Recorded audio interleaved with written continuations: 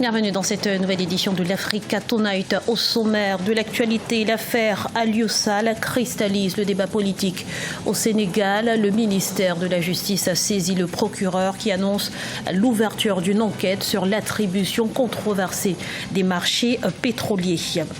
Du sommet de l'État au cachot d'une prison, Ahmed Ouyaya a été placé en détention provisoire ce mercredi pour des faits de corruption. C'est la première fois qu'un ancien Premier ministre est poursuivi en Algérie. Et puis les chiffres sont alarmants. 137 000 personnes décèdent chaque année sur le continent en raison d'une mauvaise alimentation. L'Organisation mondiale de la santé appelle les dirigeants à prendre les mesures qui s'imposent. Aliou Sall va devoir prouver son innocence. Une enquête a été ouverte autour de l'attribution controversée des marchés pétroliers du Sénégal à la firme britannique British Petroleum. C'est désormais à la division des investigations criminelles de faire la lumière sur cette affaire qui fait les choux gras de la presse. On fait le point tout de suite avec Marcel Farba-Marouna.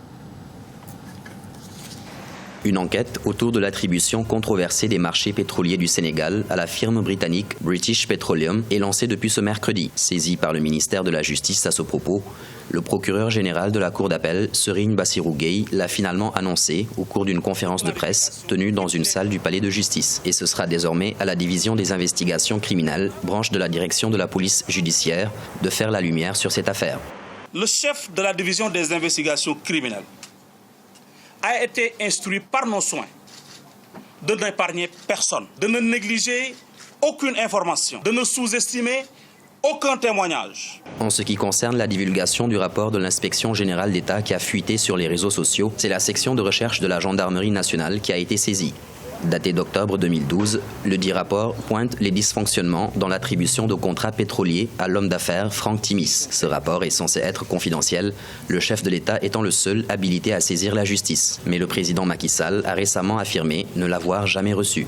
Quand on parle d'un rapport de l'inspection générale d'État, un rapport qui a été traité dans la presse, qui a été revu, cité, je pense qu'il suffit de taper Google pour voir le rapport, un rapport qui a été largement partagé. Quand on vient, on nous dit que le président n'est pas au courant de ce rapport, alors que l'IGE même est logé à la présidence. C'est un peu curieux. Une dizaine de jours après la diffusion du documentaire de la BBC, dans lequel Aliou Sall est accusé d'être au cœur d'une affaire de corruption, le frère du président sénégalais avait décidé de porter plainte contre le média britannique. Cependant, dans un communiqué de ses avocats, Aliou Sall a finalement décidé d'y renoncer tout en souhaitant saisir le médiateur de la chaîne afin d'ouvrir une enquête sur la fiabilité des informations du documentaire. Ce scénario était inimaginable il y a encore 4 mois. En Algérie, Ahmed Ouyaya a été placé en détention provisoire ce mercredi pour des faits présumés de corruption. Il est à présent incarcéré à la prison d'El Harrach aux côtés de plusieurs hommes d'affaires et oligarques écroués pour des faits similaires. On fait le point tout de suite avec Zahra Mohamed Moutio. Ahmed Ouyaya, incarcéré depuis mercredi dans la prison d'El Harrach. Une scène inimaginable en Algérie il y a encore 4 mois. L'ancien Premier ministre inculpé dans le cadre d'une enquête visant l'homme d'affaires Mahédine Takout, un proche de l'ancien président Abdelaziz Bouteflika. Un ancien Premier ministre avait toutes les connexions possibles et surtout aussi en direction des décisions à prendre sur les contrats, sur plein de choses. Donc il est normal qu'on puisse demander des comptes, par exemple, à cette personnalité. 3 fois chef du gouvernement sous Abdelaziz Bouteflika, Ahmed Ouyaya fut l'homme fort des politiques d'austérité des années 1990. Et c'est le 11 mars qu'il a, sous la pression de la rue, dû quitter la primature.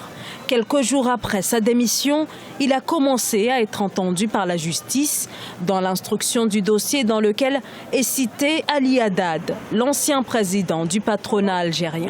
La volonté, c'est de pouvoir faire une purge des personnalités symboliques du pouvoir de Bouteflika à l'époque et je pense que il est aujourd'hui trop tôt de dire il faut d'abord connaître finement les éléments les pièces du dossier et puis en juger. Mais en tout cas, la justice est en train d'avancer sur son cas. C'est la première fois en Algérie qu'un Premier ministre est poursuivi pour des faits présumés de corruption. Depuis la chute du président Abdelaziz Bouteflika, la justice s'est lancée dans une opération anticorruption visant des hommes d'affaires et hauts responsables politiques, dont l'ancien chef du gouvernement Abdelmalek Sellal, également écroué à son tour ce jeudi. Dans l'actualité également, le Forum économique Togo-Union européenne s'est ouvert ce 13 juin à Lomé. Il est question de bâtir des relations économiques durables et pérennes entre les deux parties. Près de 300 investisseurs de l'Union européenne, du Togo et de sa diaspora y sont annoncés. Reportage d'Aimé Fakofi, notre correspondante à Lomé. Bâtir des relations économiques durables entre le Togo et l'Union européenne. C'est le thème qui mobilise depuis ce 13 juin à Lomé, la capitale togolaise, plusieurs centaines d'entrepreneurs à l'occasion du premier forum Togo-Union européenne. Le forum Togo-UE 2019 est une plateforme de réseautage de haut niveau regroupant les décideurs politiques, les acteurs du secteur privé, du secteur public, les institutions d'appui au secteur privé, les industriels, les partenaires au développement, les agences donatrices, le monde universitaire, de même que la société civile, pour partager les expériences, explorer et construire des relations d'affaires durables en vue de promouvoir les investissements au Togo. Le Togo met en œuvre depuis novembre 2018 un plan national économique et social et entend faire contribuer le secteur privé à hauteur de plus de 60% de son financement.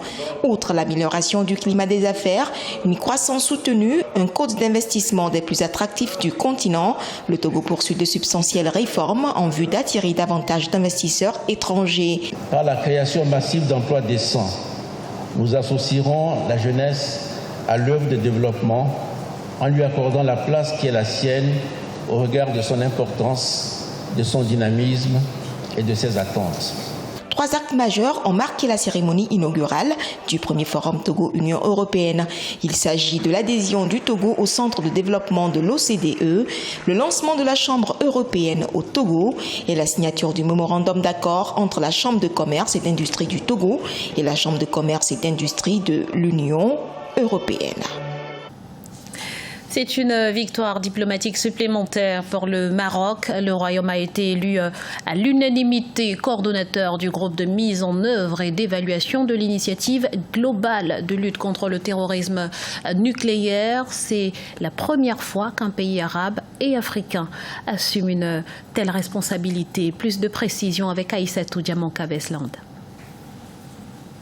Le Royaume du Maroc a été élu vendredi 7 juin 2019 à l'unanimité, coordinateur du groupe de mise en œuvre et d'évaluation de l'initiative globale de lutte contre le terrorisme nucléaire pour la période 2019-2021 par 88 pays partenaires qui ont participé à la 11e réunion de l'organisation, une réunion qui s'est tenue du 5 au 7 juin 2019 à Buenos Aires, en Argentine. Cette nomination ne surprend pas. C'est un pays qui a choisi d'être au cœur de l'Occident, l'Orient, l'Afrique. Donc ce pays Carrefour a une respectabilité, en tout cas, de beaucoup de bailleurs de fonds et de pays alliés comme la France, comme les États-Unis et d'autres. C'est la première fois qu'un pays arabe et africain assume une telle responsabilité dans le cadre de l'initiative globale coprésidée par les États-Unis et la Russie. L'initiative compte aujourd'hui 88 États partenaires et 6 organisations internationales. Et le choix du Maroc, notamment aussi le nucléaire, la miniaturisation, l'évolution technologique pousse en tout cas à cette démultiplication de la menace nucléaire et la peur panique, c'est que les terroristes recourent à ce moyen. L'élection du Maroc en tant que coordinateur de cette initiative est une reconnaissance internationale. Le Royaume a entrepris des efforts au niveau national en application des hautes orientations du roi Mohamed VI, des orientations qui prônent une approche proactive et multidimensionnelle dans la lutte contre le terrorisme. Manque d'accès à l'eau potable, mauvaise pratique hygiénique, excès en sel, en sucre, en matière grasse ou en viande. Un décès sur 5 dans le monde est lié à une mauvaise alimentation. En Afrique, 91 millions de personnes sont concernées chaque année et 137 000 d'entre elles en décèdent. L'Organisation mondiale de la santé tire la sonnette d'alarme. Explication avec Semno Victoria Sédier. Selon l'Organisation mondiale de la santé, 91 millions d'Africains paient lourdement le prix d'une alimentation de mauvaise qualité chaque année. À en croire l'institution, la consommation d'aliments malsains est répandue sur le continent et source de graves maladies. Par an, ce sont 137 Africains qui en meurent. Plusieurs facteurs combinés contribuent à exacerber la situation. L'OMS déplore entre autres les mauvaises pratiques hygiéniques dans la préparation culinaire ou encore une législation insuffisante sur la sécurité alimentaire. Il n'y a pas de politique de nos États en matière d'hygiène en 39 ans de pratique. Je n'ai pas vu un gouvernement qui a mis un programme alimentaire sérieux pour ses populations. Je n'en ai pas vu. En matière d'alimentation, chacun se débrouille. Il n'y a pas de programme alimentaire sérieux parce qu'on n'emmène pas les gens à manger suffisamment de fruits et suffisamment de légumes pour entretenir une bonne santé. Les gens restent dans un système alimentaire, je dirais, abracadabra. Bien que les pays ont assez investi en la matière ces dernières années, le manque d'accès à l'eau potable constitue également un obstacle majeur à une alimentation de qualité. En 2015, l'Afrique subsaharienne, par exemple, concentrait près de 58% des 159 millions de personnes qui utilisent l'eau de surface comme source d'eau principale. Les gouvernements ne font que faire des statistiques, ne font que faire le point pour dire, ah voilà, cette année, il y a eu 15 000 décès. Et puis après, il faut proposer des choses cohérentes, il faut proposer des choses concrètes. Face à la gravité de la situation, l'OMS tire la sonnette d'alarme. Elle déclare que chaque année, les ménages des économies à revenus faibles s'en trouvent fortement impactés, car de cette situation, elles dépensent environ 15 milliards de dollars en frais sanitaires. Ce journal a été réalisé par l'ensemble de la rédaction. Merci pour votre fidélité. Dans un instant, une nouvelle édition de l'actualité sur Africa 24.